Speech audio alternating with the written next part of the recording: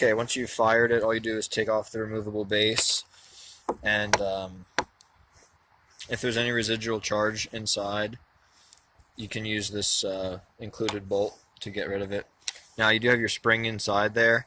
As long as you look at this and the slot is all the way to the one side, as long as this plunger has full range of motion, you don't have to remove the spring.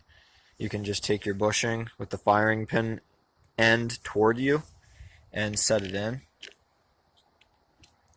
Then you would take your charging tool, and it's really hard for me to do this one-handed, but you just set it on like this.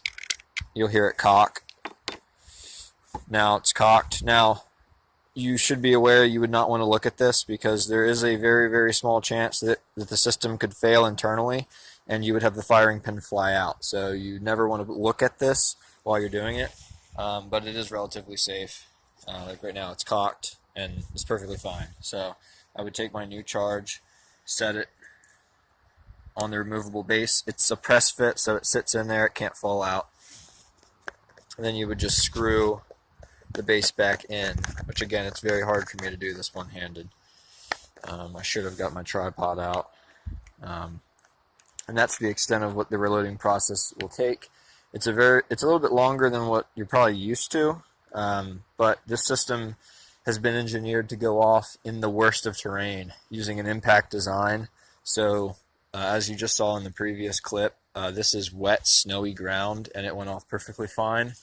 I'm going to do a test on the side of a hill right now in snow, which I don't even think this will go off on that. I mean, we're talking maybe 3 inches of snow on an angle, and this device does not weigh very much. It weighs maybe half a pound. It's very, very light.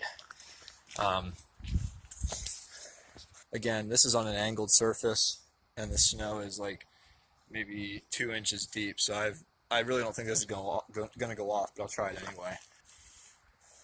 These conditions, yeah, that's what I'm talking about. Okay, so I just reloaded it.